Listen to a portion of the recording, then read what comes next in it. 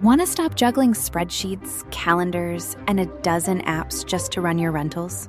Lodgify makes it easy. It's an all-in-one toolkit for hosts. Build a direct booking website, automate guest messaging, and keep all your channels in sync. Running your rental business your way has never been simpler. And for Good Morning Hospitality listeners, you can get 20% off any yearly plan with code GMH20. Just check the link in the show notes to get started today. Welcome to Good Morning Hospitality, your one-stop shop for the latest news, noteworthy trends, and thought-provoking discussions across the industry. From hotels and short-term rentals to all things travel and hospitality, you'll find each episode equips you with the information that you need to start your week. Join us on Good Morning Hospitality every Monday, wherever you get your podcasts.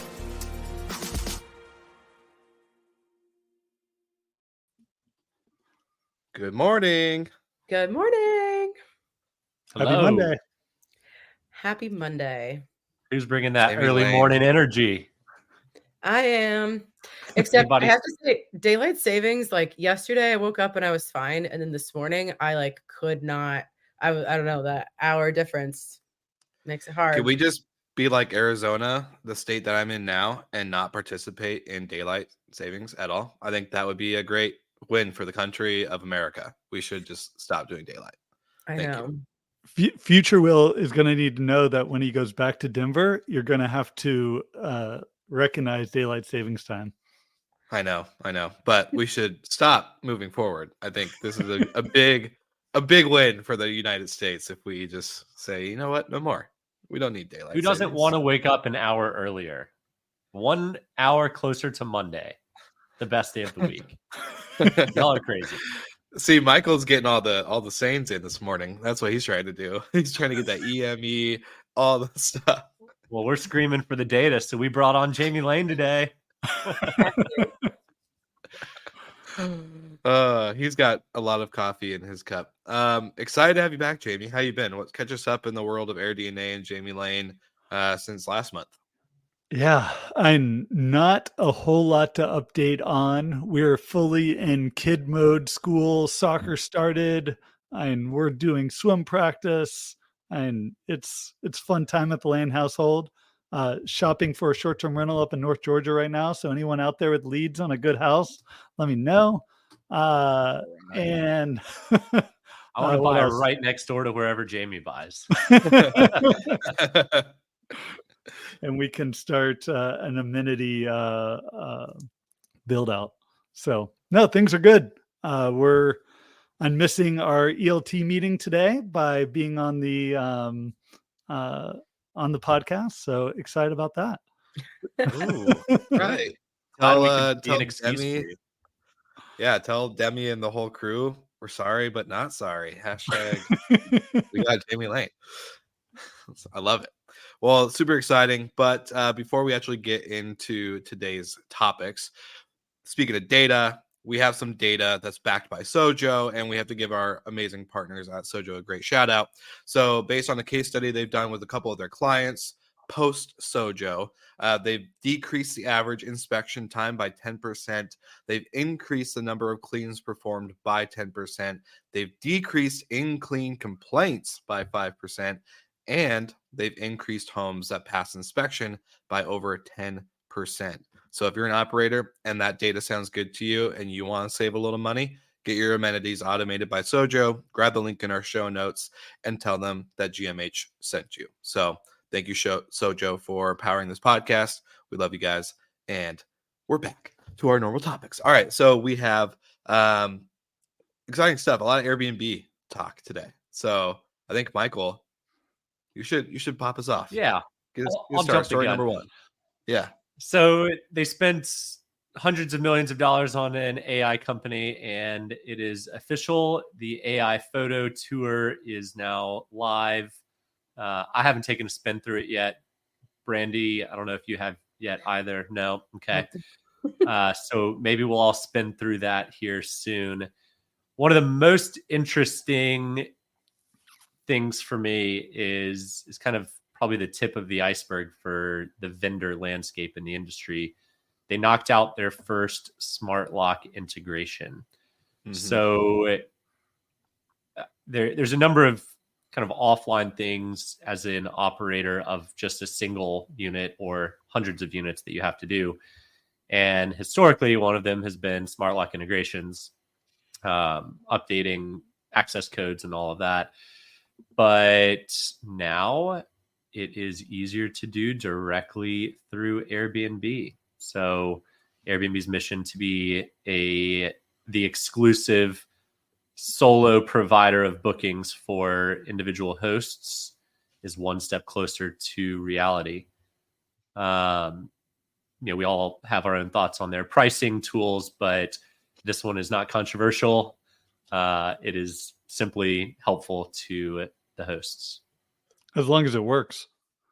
Yeah. As long as it works. If it doesn't work, I mean, I wouldn't want to touch a smart lock integration because that's step one, is getting someone inside the house. If you mess that up and that goes wrong, Brandy, fairly right? It's not fun. And, yeah, when it does, it's ugly. So I guess I hope Airbnb's support team is ready for it, because that they just opened a can of worms. Yeah, you get the calls of like, my code doesn't work, and then like half of those calls are just people not knowing how to use a lock. So they didn't read the yeah. instructions that they have to hit the check mark at the bottom left corner or whatever, and then they're like, "Oh, the code entered," and nothing happened. It's like, Yeah. I know. It's it'll be interesting because I mean, if you think about like where it expands, like this isn't just like one home's locks. Like, what if I'm curious, like the infrastructure, because like one home could have like 5 locks if you have one on the doors and the supply closet and all of that stuff. So it's not just as simple as like that automation. So we'll see where I imagine that as they continue to roll out this like suite for kind of like the individual hosts, that it will have I think we'll see a more robust platform for them soon. I would love to get a comment from Steve Davis or somebody from the Operto team, because obviously, like we've had them on many times. They've done a lot of activity in the space, from fundraising to acquisitions, etc. And the tech piece behind it, like you guys said, it has to work. And so to have that integration, obviously, I think like we know Airbnb well enough that they're pretty well calculated when they make a decision to do an integration or to do a feature update. I would say it's going to work, but I also, to Michael's point, it's only going to be for the people that are the one-off hosts. I don't think the bigger operators are going to be able to use it. Obviously, we're not using Airbnb like a property management software. So, for the people that I'm in Scottsdale, Arizona right now for Level Up Your Listing. Shout out to Natalie and Tatiana for putting it on. But, this audience demographic is perfect for. It's 100% perfect for, because maybe they want to get to 5 units. They only want to be on Airbnb, and they don't want to do all the other things that involve margin taking from having a whole, full scale tech stack to X, Y, and Z things. So I think it's probably going to be fine, but I think probably definitely has some tech providers keeping closer eye on the OTA now. Yeah. I mean, I don't think it, to your point, unless there's some sort of collaboration between Airbnb and Vrbo backdoor, it's not a threat to the clients of the Opertos of the world. I remember, I mean, shoot, I guess I don't remember exactly when. It's been maybe 7 or 8 years when I was at a Vrbo conference, HomeAway at the time, and they announced their pricing tool. And I was sitting next to Ian McHenry of Beyond Pricing at the time. And I was like, dude, what does this mean for you? Like, does this just kill your business? And he was freaking out a little bit, but he wasn't as like razzled as I thought he was going to be. But ultimately, they're a pro tool, marketing to professionals. Any tool that, a platform provides is going to be self-serving. It's interesting that the smart lock isn't self-serving. I think it only opens cans of worms for Airbnb. But I don't think it's a threat to the pro vendors in the space yet. It could be a threat if you focused on the 5 to 50 persona, because as Airbnb rolls out more and more tools, it could be more likely that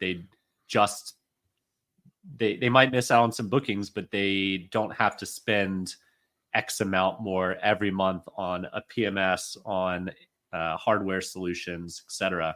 So I'd be on the lookout of how that evolves over the next 2 or 3 years. Short term, Cool. not a big deal. Well, Jamie Lane, I would love some thoughts from you. AirDNA recently acquired Uplisting, so Airbnb becoming more like a PMS. Does that make you guys a little? Is that something that you guys think about or have an eye on? And you may not be able to comment due to this question, but I'd love to comment. Okay, great. Because I think it shows the power of a PMS. And then like you decide that you really like this feature of like, oh, I really love smart locks. And then like inevitably you're going to decide that you want to be on multiple channels and then you still want that functionality. And you're like, how do I get this functionality while still being on multiple channels? Oh, I need to subscribe to Uplisting. Shameless plug, but yeah, exactly. Heyo. It's We have a new sponsor for the show. Yeah, last week we all plugged our own stuff, so it's all good. No, I'm always just curious, especially because as you guys are becoming probably, I would call it more vertically integrated than not. It's definitely just something interesting as you see a big provider or a big OTA, tons of backing, plus, billions of dollar market cap. So like, always interesting to hear you guys' thoughts. Shall we move on to more feature updates, or were you guys? There was one that I thought was particular. Like the last update we had guest favorite and these new badges to kind of highlight the good listings, and then now we have the worst listing badges. Apparently, like if you're, I'm like, shout out to any worst listings out there. Send them to us. We'd love to take a look. And I just, I think. From a traveler, that's great. You can, but it will make it impossible, I think, or not impossible, but incredibly difficult. Like if you have a bad run of it, or like you're waiting to renovate a property or whatever it is, and you get stuck with that is just going to have this positive feedback loop in a bad way of just like no bookings and spiraling. And then you're never like crawling out of that hole that they put you in is going to be so difficult. And so I think tons of owner complaints. Yeah, owners are going to be pissed. Exactly. Yeah. And so I think this is from a traveler's perspective, and I understand why. Airbnb is constantly fighting this reputation. We saw with the SNL skit of like the quality of the listings. So I understand that. But if you end up in that bottom 10, and it's like, I didn't really see a lot of description about like how is that like just in the area that you search in or kind of how that's going to be done. But I think once you get in that spiral, it's going to be very difficult to get out. So that is just another plug for diversifying your revenue streams to, not be so reliant on an OTA that's making judgment calls about the quality of your listing. Well, I wouldn't say they're making judgment calls. They're probably using all the available data at their fingertips. Yeah. That said, could this be one of Airbnb's famous PR stunts? Right. So now they have a talking point of removing their or letting guests know of their worst properties. Jamie, I'd be fascinated to know if you've pulled the data because I'm screaming for it. Do we have any data on the worst listings yet? Has it actually been rolled out? It has not been rolled out yet, as far as I can tell. PR stunt. Yeah, you have to be pretty bad to be in the bottom 1%, though. Like these are only going to be the worst of the worst. Like, and when we categorize it, like, because average rating is like a 4.75. It's like on our platform, like we put it in groups, and like the bottom group is like 4 and below, and that's like the bottom 8%. So it's probably like below 4%, like in the 3s to get to the bottom 1%. So that's pretty bad in terms of, but with a lot of large property managers, many of the large property managers sit in like the 4.2s, 4.3s in terms of averages, which means it's really just going to call out some of the less performing large property managers out there. Well, to go into Michael's comment really quick, I think you might actually be correct because they in the same update they talk about removing like 100,000 listings. So if they're removing bad performing listings that are unverified, why would they give a worst host badge or a worst property badge? Like that doesn't add up. If they're removing properties because of it, then they wouldn't give you a badge to celebrate your crappy They're property. genius at PR. I Yeah. mean, they like, are fantastic at PR. They always have been. They know how to spin negative stories, come out with product features, and then have a talking point the next time it comes up on SNL. Yeah, I think that your point about the professional operators, like the larger you get, you're just dealing with reviews and reservations on a much, much larger scale. So we go through every week, go through all the reviews from all the sources from like the previous 7 days. And you'll see like you'll get a bunch of good reviews, but then if you get a bad review, it takes, I forget, we did the math one time, but it takes like, I don't know, 19 or 20 5-star reviews to combat that one or 2-star review. And if you like aggregate all those together, I mean, you're just dealing with a scale that the, ones and twosies aren't dealing with, which I mean, to be fair, as we've said before, Airbnb is not in the market of catering to the larger operators, but it will be interesting to see how strict they are with this, because if they start taking off huge chunks of their revenue, removing them or, decreasing the visibility of the larger hosts, that could also, negatively impact them.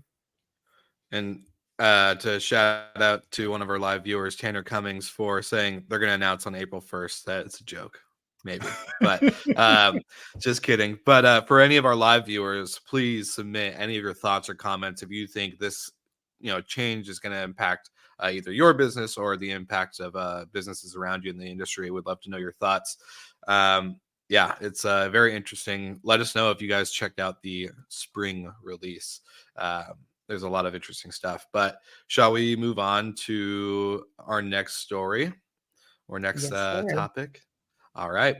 So Lifehouse CEO moving on, co-founder, CEO departing. And I think the big takeaway from the article that we saw was due to overhype of the tech stack and the ability to perform.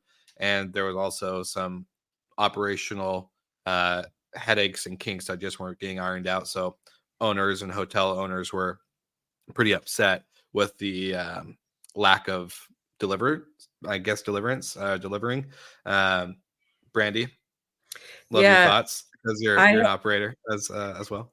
Yeah, I feel like there must be a lot that we don't know going on, but obviously from like what we do know, I mean, everybody oversells their tech capabilities. That was just like the play of the last decade. And I think, you always put your super best foot forward and try to sell all this. Now, what this if there are specific milestones that they promised and then they weren't achieving those, like that's one thing. But I mean, I think that this just goes back to like, this is a really difficult business, and promising these leaner operations with the improved technology. Like, I think that no one has really mastered that yet.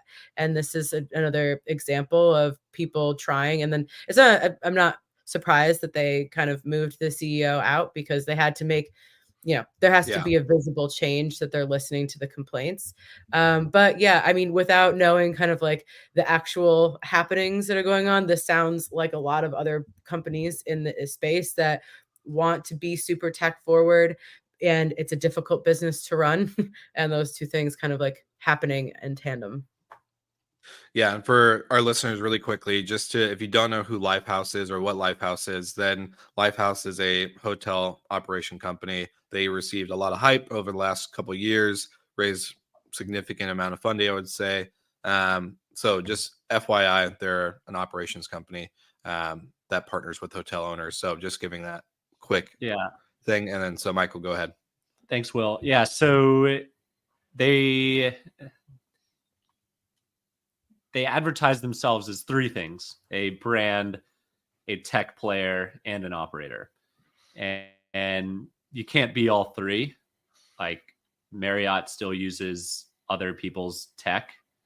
And they do have an operation company, but it only operates a fraction of their hotels, not all of them.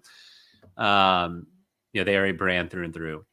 And Lifehouse, I think, was trying to figure out what they really are. And I think it came down to Rami wanting them to be a brand, selling it as a tech company, but actually being an operator. So the whole business was just misaligned. And we saw that. I mean, the first red flag was when Booking invested $15 million into it because of a kayak partnership, and they were set to open some kayak hotels. I think they opened a couple. There's one in Miami. There was another one, I believe, that opened in Mexico. And then that relationship fell apart. And once that fell apart, then obviously not good if a major investor in your company is now not even using you as a client. Not a great sign. So, I mean, the warning flags were there, but I mean, I love their brands. They've done a fantastic job. I've stayed in them. I've gone to hang out at them, gone to have cocktails at them. They're really cool. All of the lobbies or bars, they operate it more like a short-term rental. It's very staff light. And that was their whole pitch. Let them hire in a staff light team, and the margins would be better for the owner. But obviously they were not able to deliver on that. So hopefully, it's not too late, but let's see how that shakes out. It does look pretty similar to what Sonder tried to do. Build themselves as a brand, actually be an operator, but sell themselves as a tech company. The playbook was there. I mean, that's the thing about the staff light model. Like, I mean, it's really difficult. And I think you have to, some of the key parts of their brand, like you're talking about the lobbies and the bars, like there's the Lifehouse in Little Havana, a great rooftop bar, all this stuff. But if you have those components, you inherently just have to have more people. I don't know if that's kind of one of the things that, if they have other operators that are operating the F&B, then that's probably the smarter move. But if you want to be light, you can't have, I think, some of the brand components that they were after, because it just requires more people to facilitate that. For sure. Yep. I couldn't say or agree more with everything you guys said. So I think maybe for the next topic, and this is where Jamie is also going to be the data wizard behind the whole show, because what are we doing, Michael? We're screaming for the data. And I think interesting story. So the EU announced kind of more jump into the laws and requirements of providing more data for operators out there, listing address, host name, contact info, excuse me, and many other things into building basically a database by 2025. Jamie, let's get your thoughts on this.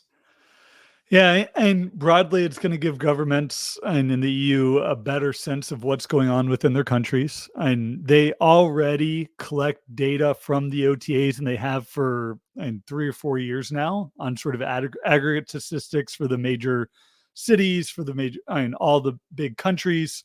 And we can see exactly how many nights are being sold in France on a given month through the OTAs. Like that data is already put out through Eurostat from the OTAs. It's great. I use it to check our accuracy every month.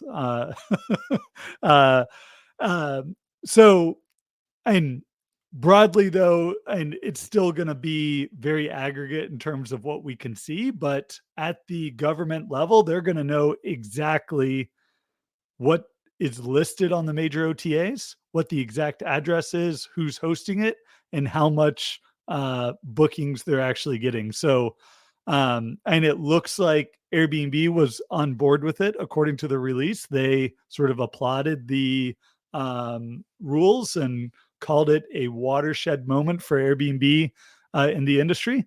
And I think, and broadly, and shows Airbnb working with the regulators. I think, and we've talked about it, regulation is the biggest threat probably to the business going forward. And if this is part of sort of Airbnb and the other major OTAs working closely with the government, in terms of forming maybe good laws going forward and at least allow the industry to continue to operate in its current form and continue to grow, like I think it could be a good thing. Yeah, I think I see, I mean, especially in Europe where there is a lot more regulation, I think the cooperation and this seems like a positive step forward.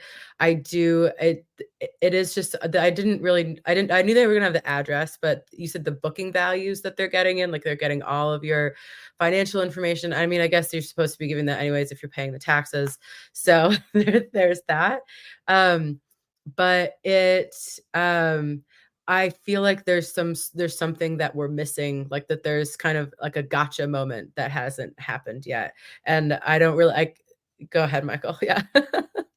I mean, anytime the government builds massive database lists of an activity that they obviously don't love happening, then there's risk that now they can ban it, and now they have the personal information and property level information of everybody. So, I mean, that's the risk. In the short term, it's a fantastic, resolution, I think, for everybody. The governments accept that this activity is going on. The individuals get to keep doing it. But yeah, it does seem like the hammer may be waiting to drop in the future.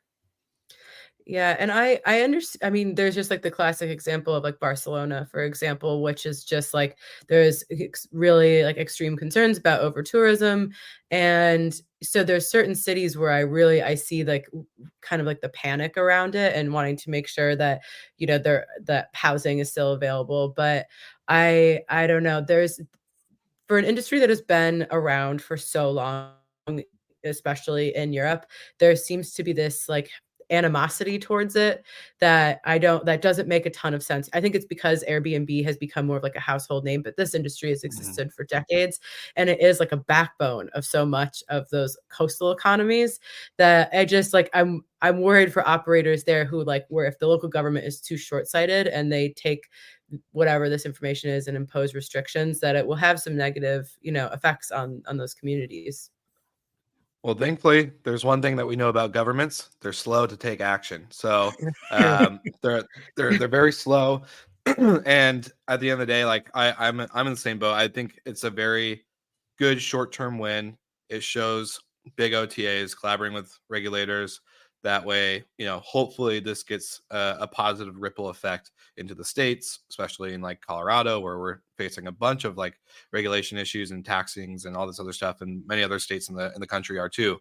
But I'm also not a big fan of like governments creating databases and lists like this.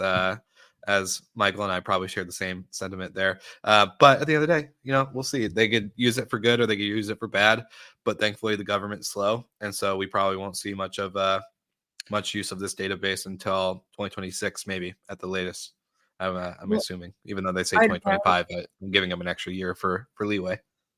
I'd rather see a database than like, and registration and things like that than some of what we're seeing here where it's just like full stop, like banning, which is happening. And so this does seem like we've been talking about how like the pendulum swings from one side to the other. This does seem more middle of the pendulum kind of thing, fingers crossed. So Yeah, yeah, I agree. We'll know when we know. But we'll know when we Yeah. know. for now, we're all right.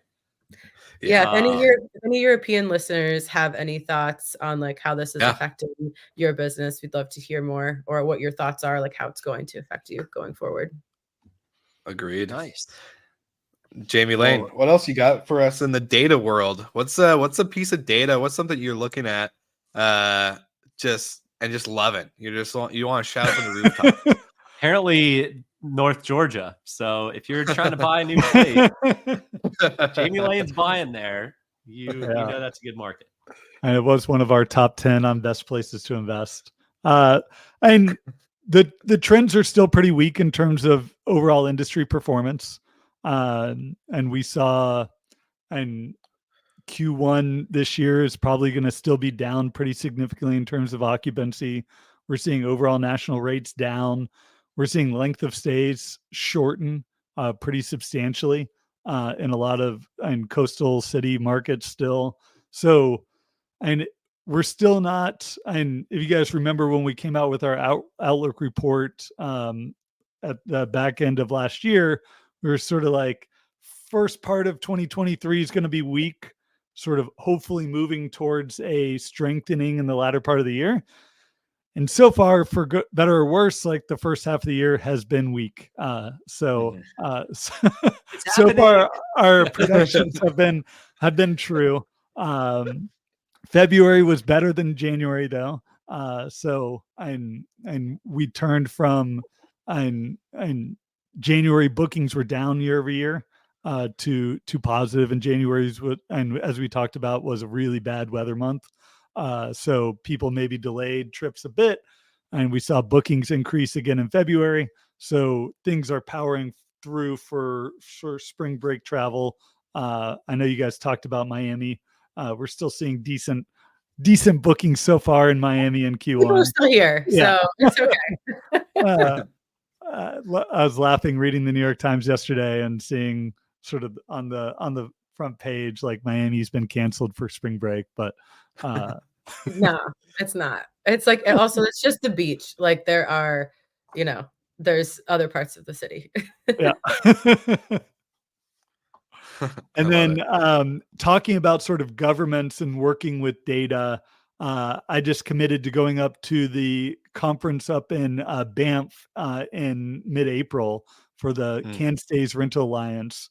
And they've got quite a few major governmental figures sort of committed to coming to the conference. The regulations that have been put into place in Canada have been pretty draconian recently. The goal is to get a good dialogue going with the regulators and with the major operators within the country, and sort of and figure out a better path forward that can benefit both housing affordability and still promoting tourism within the country. So, and like, there's so many issues that I'm learning about in Canada now of like, there's just not hospitals in many sort of provinces within the country. So like, if you've got to travel to a hospital, like if you don't have one in your province, like the government pays for it, the travel and your lodging. And like a lot of the sort of hotels just like aren't made for, like, if you got to come and stay a week, like, are you going to stay in a hotel for a week, or do you want to stay in a short-term rental, or is a short-term rental really all that's going to be like work for your situation if the reason you're coming is because of a like health issue? So short-term rentals are really beneficial for the local communities in Canada. So trying to put a spotlight on that. I'm just learning, but I've got a month before I've got to be an expert on it up there. So excited.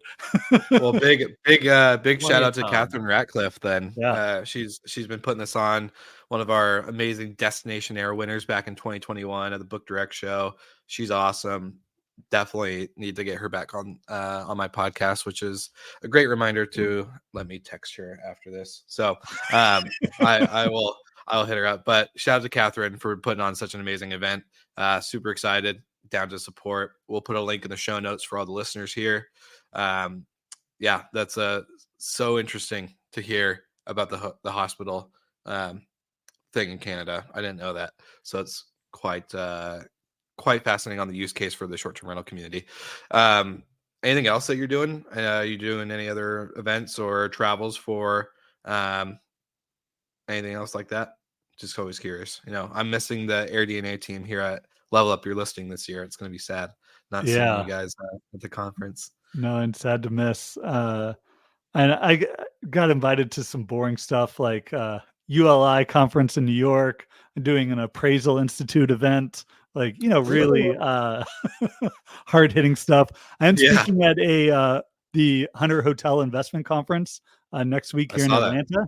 So it'll be 2,500 mostly independent hotel operators here, sort of talking about the trends. So I'll be up on stage with STR, the hotel data company, and then some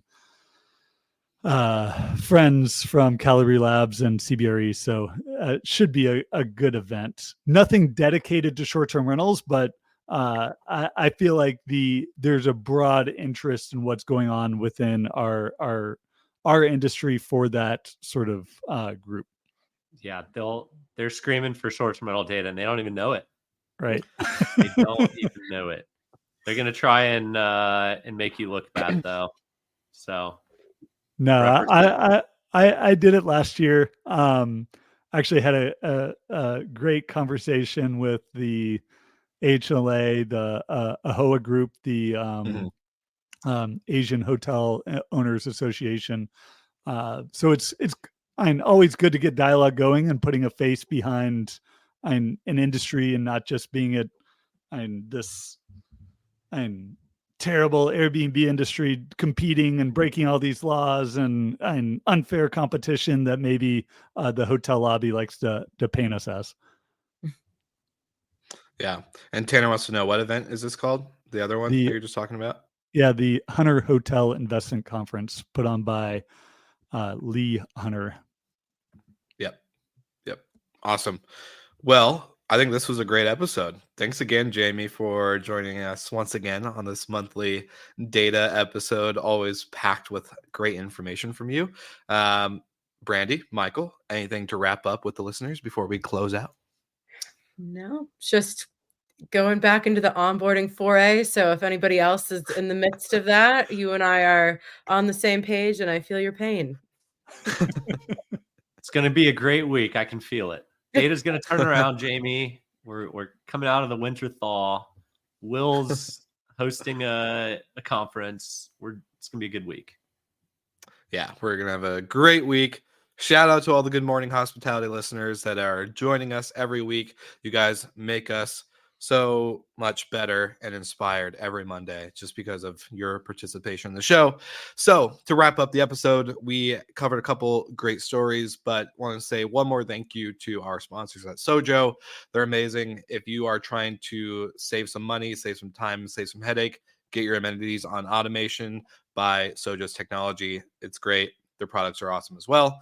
Shout out to the three of us. Jamie will get in probably later once we got some talking to do. But Good Morning Startups is our advisory company where we bring the latest and greatest startup adventures and founders through the ropes of short-term rentals. One of our great companies, Bestie AI, out there crushing it for a lot of the operators with their new AI tool. So big shout out to them. And of course, like always, make sure you like and subscribe to the podcast, leave us a review, and if you can do one better than that, follow, subscribe. Make sure you get those updates and let the notifications of the new episodes hit your phone and inbox every week because we love you.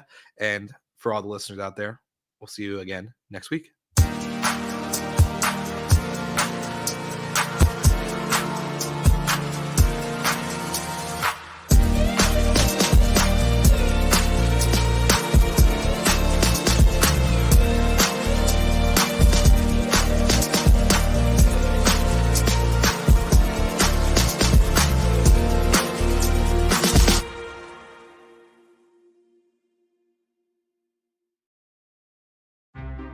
Want to stop juggling spreadsheets, calendars, and a dozen apps just to run your rentals?